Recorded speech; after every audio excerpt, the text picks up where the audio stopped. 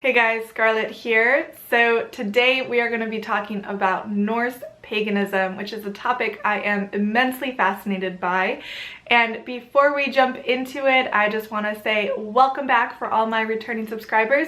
And I want to give a big warm hello to anyone new here. I post weekly videos about tarot, paganism, and magic.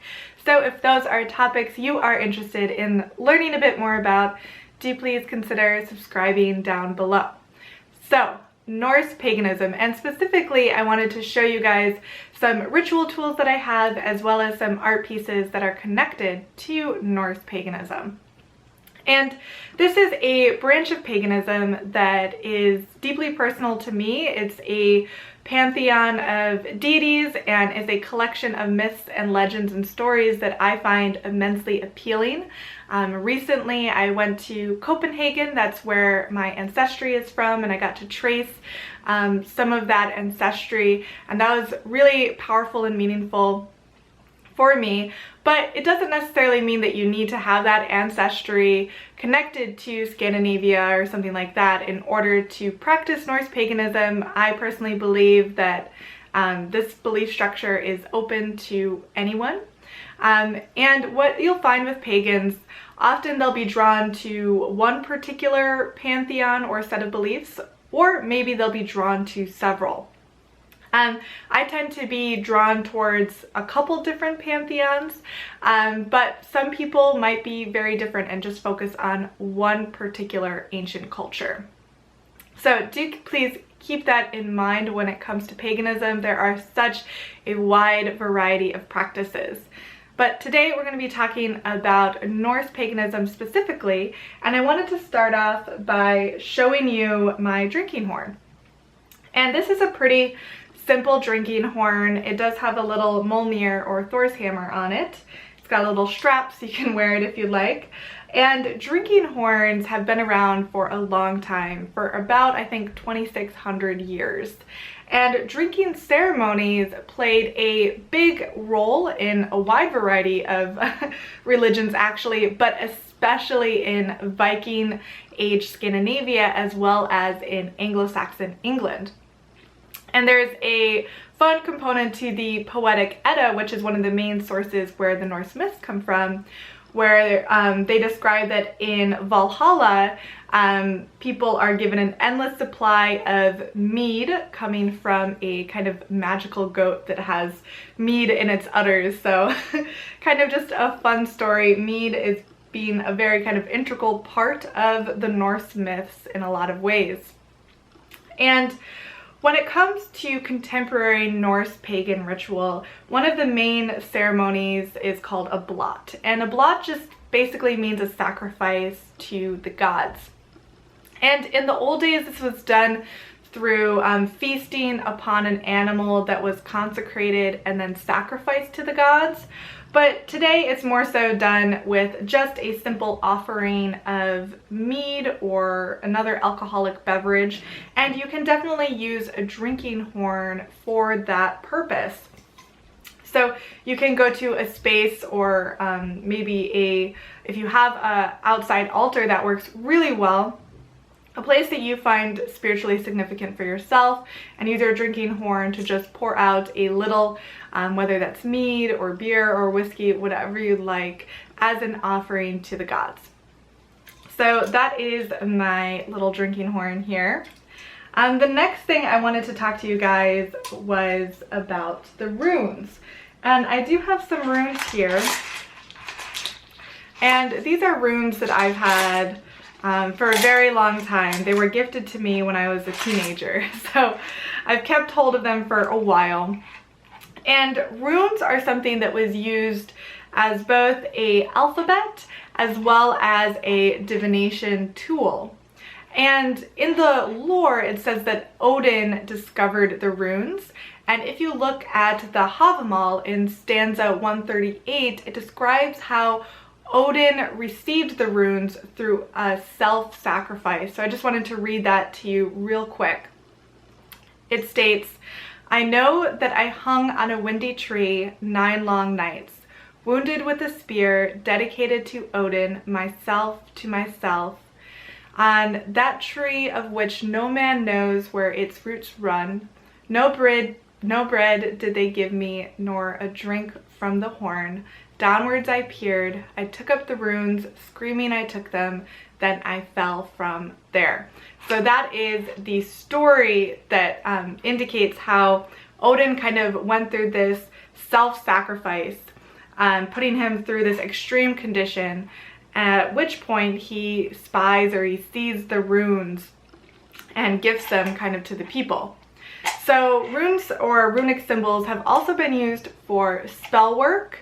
There is a particular spell in the stories that Odin uses some sacred runes in order to bring someone back to life. So runes are not just an alphabet. They have a lot of ritual, spell, and divinatory purpose, both in the Norse lore, but also today people use them as well for divination and spell work and things like that.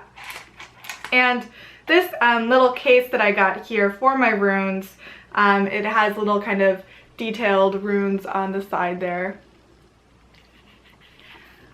I picked this up at a small leather shop while I was in Tallinn, Estonia. So it's kind of a nice piece. Most people use like a bag to hold their runes, but I was really happy to find this.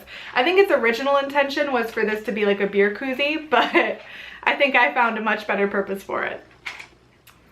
So the next thing I wanted to show you are 3 small statues that a friend gave to me who was visiting Sweden. So these are reproductions of original bronze statues that were unearthed in Lindby, Sweden, and they feature 3 deities from the Norse pantheon. So we have Odin here, let's see, we have Frey, and we have Thor. And little statues like this are great pieces to put on an altar. And I like how kind of they are representative or kind of reproductions of the original pieces that were unearthed. So I try and collect, when it comes to statuary, things that are representative of how things looked in the past.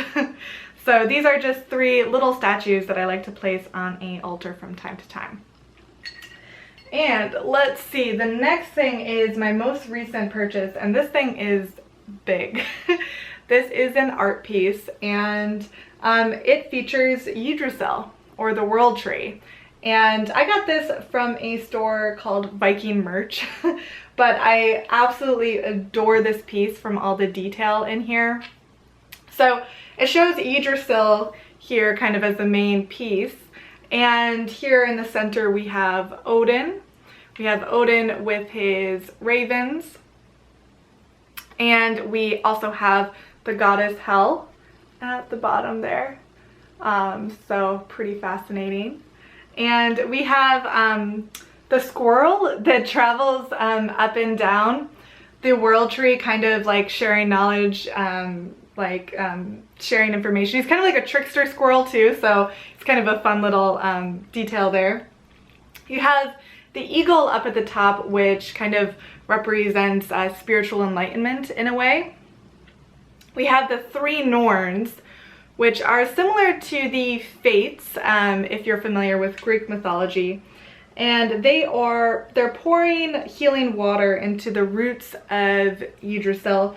And the roots of Yggdrasil are kind of constantly being gnawed at by the snake there called Nidhogg.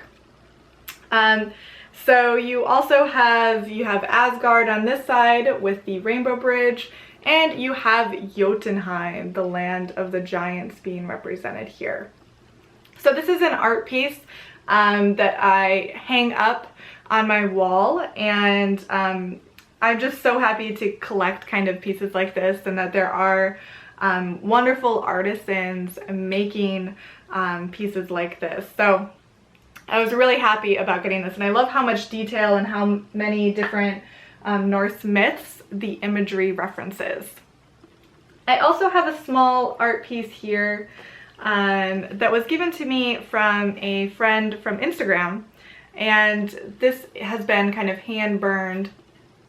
And this shows Thor fighting Jormungandr, the world serpent here. So it's kind of a nice art piece as well, again kind of on wood. And a couple other last things I wanted to show you.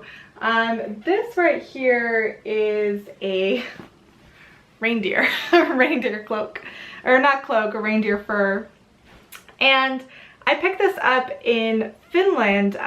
So it was from the Sami people, who are kind of the indigenous people of Upper Scandinavia, and they are traditionally reindeer herders.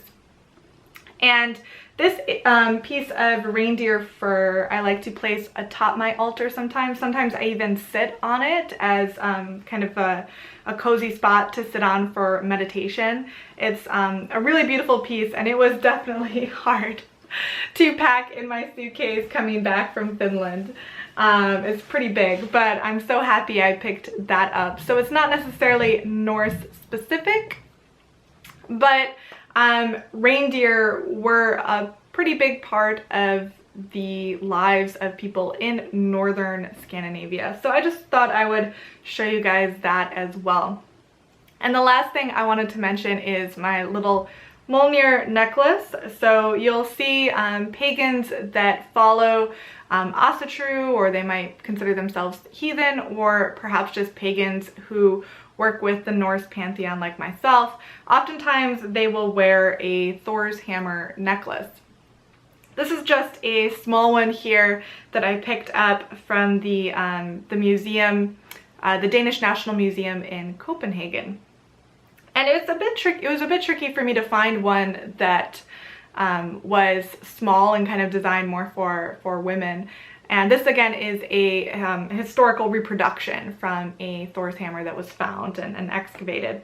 Oftentimes you'll find that a lot of men are interested in Norse paganism. So if you are out there and you are a fellow girl, let me know if you have any great resources for other kind of Mjolnir or Norse pagan jewelry, because I'm always keeping an eye out for that. But yeah, the community as a whole is something that tends to be a bit controversial sometimes, and it's something maybe I'll address again in a future video. But in general, I've always been drawn towards the Norse myths. So Norse paganism is something I have been exploring and learning about, because in my view, paganism isn't just a spiritual or religious practice, it's also a study of history. I'm trying to make these old practices come alive in the modern world. So I hope you enjoyed this video of me sharing some of my ritual tools and objects, and I will talk to you all later. Bye!